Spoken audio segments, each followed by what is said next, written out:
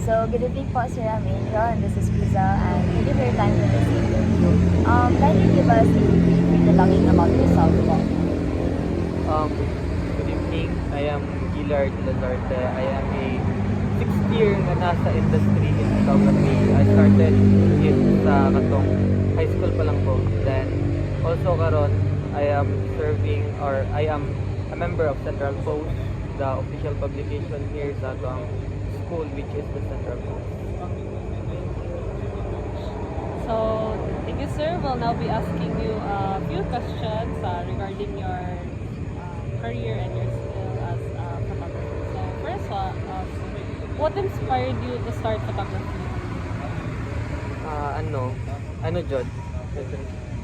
Kanang when I was in grade 6, my uncle gikan sa Japan bring his camera.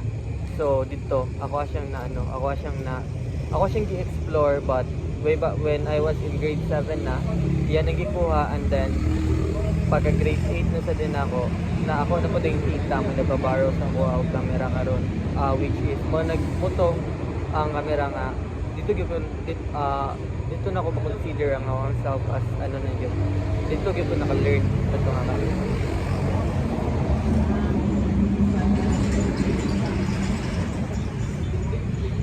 So, how did you learn to how did you learn? Okay naman, makatra. Oh yeah, ulit lang. Okay, so how did you learn and improve your skills?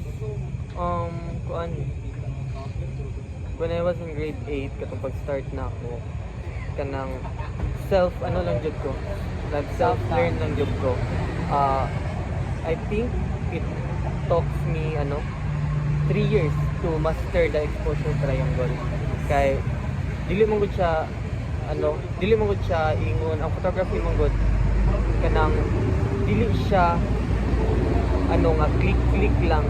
Dapat you know gyud the concept on unsa ang pagkuan, kung unsa siya pag picture, and then man gud sa kanang exposure triangle sad dira gyud na to kung makabalutaan na yun na to nga kung unsa na to pag-tell sa story bitaw kay makakuan mong gud sa ato ang setting sa camera.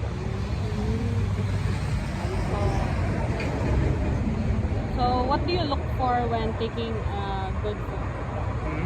Like, unsa yung ginapangita when ka-take a photo? Unsa yung meaning ani kanang ginapangita Like your subject.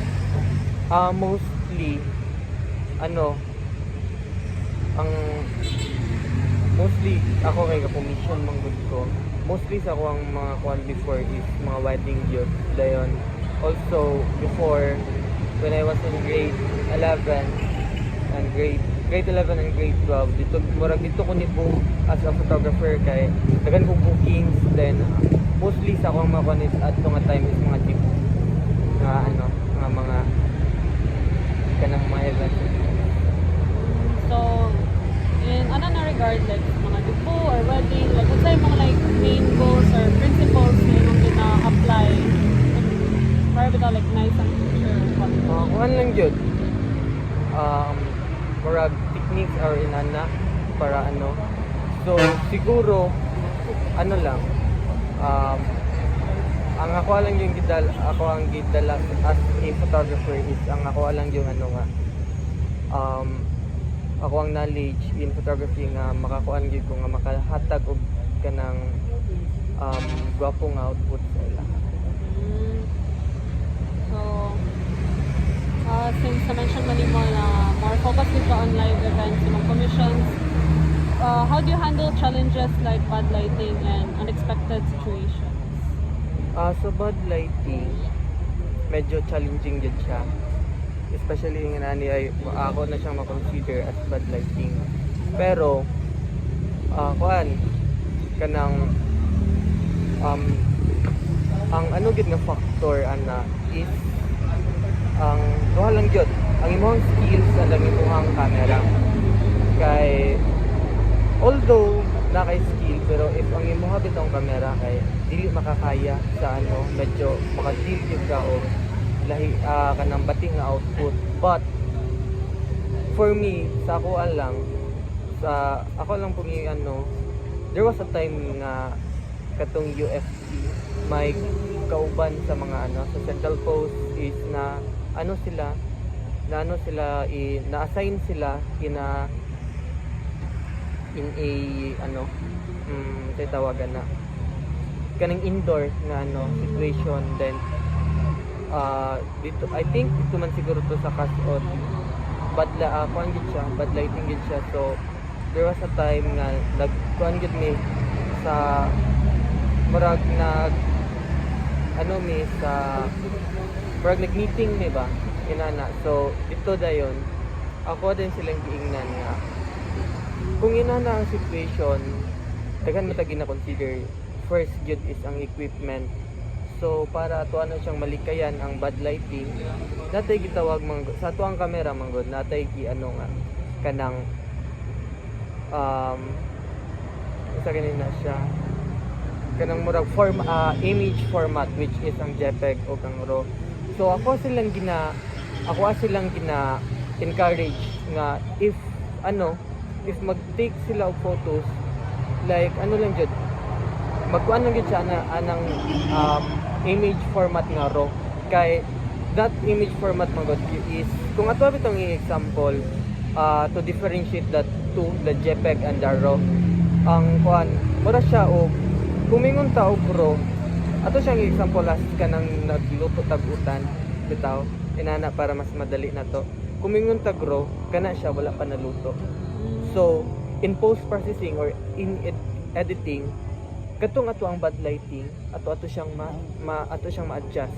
Then kung katong ato ang gitawag og JPEG which is medyo cook na siya daan. So kung cook na manggod siya daan the details of camera sa imuhang sensor inana is dili na gid nimo siya ma-improve og maayo just because cook naman siya daan. So mas better gyud nga mo take ta og photo into RAW nga file format. Ito lang.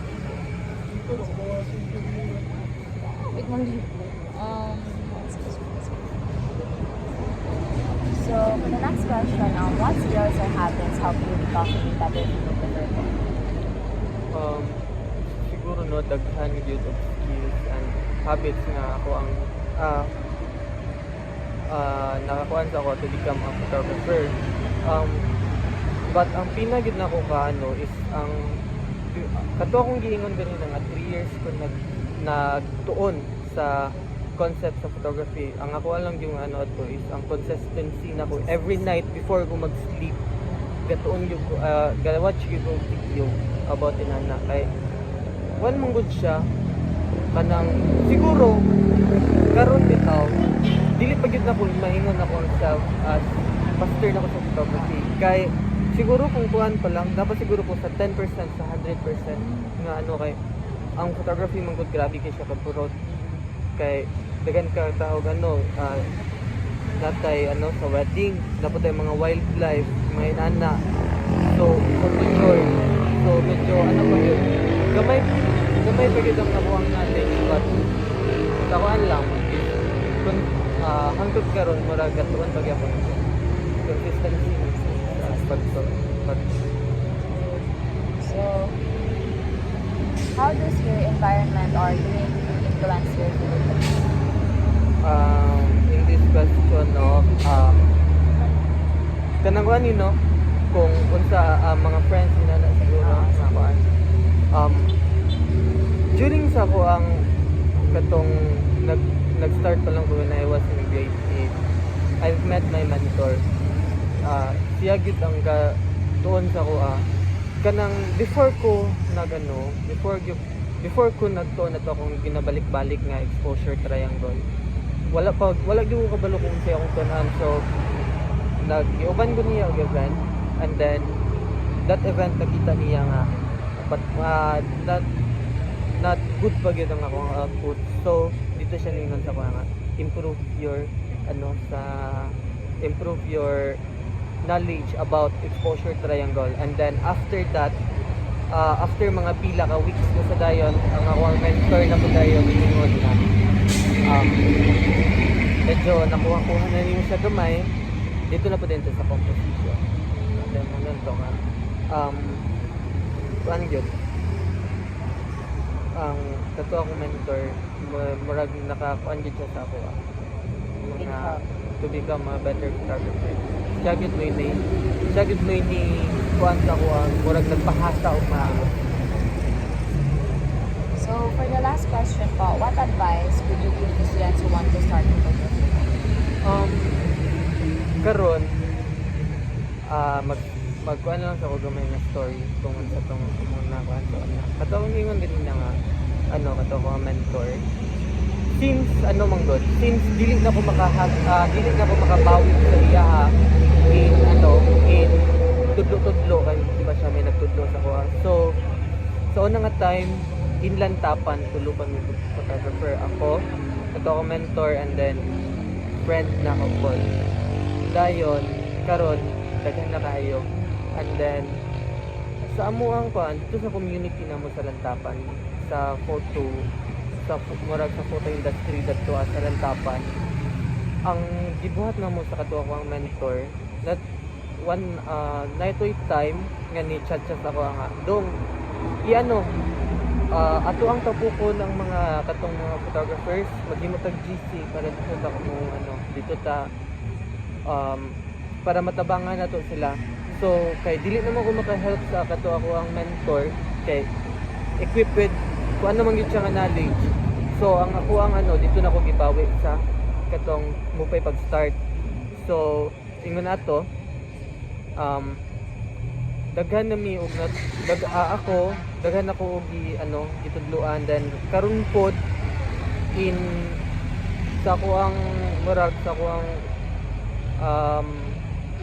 palibot karon sa ako ang organization and also napagid ko yung mga kanang ginatudluan o mga techniques sa ako ang mga kauban sa Central Coast kay medyo manggod they are pa sa although kabalo na sila sa basic fundamentals ng photography but medyo sa akong nabantayan sa ilaha medyo hina pa sila start kung saan so ako ato siyang gina-correct na ako sila pinatuluan ako sila kung saan na to pag improve ang ato ang dayon napoy time na